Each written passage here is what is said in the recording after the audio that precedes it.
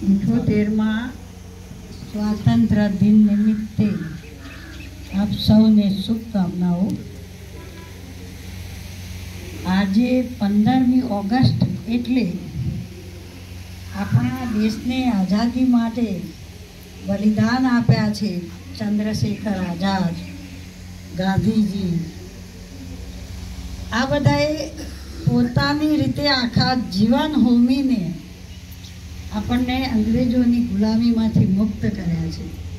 એટલે તો આજે આપણે સ્વતંત્ર ભારતમાં ખૂબ સ્વતંત્રતાથી આપણો પણ વિકાસ કરી શક્યા છીએ અને આપણા દેશનો પણ કરી શક્યા છીએ અને આપણા બધાની સુરક્ષા પણ એમાં જ રહી છે।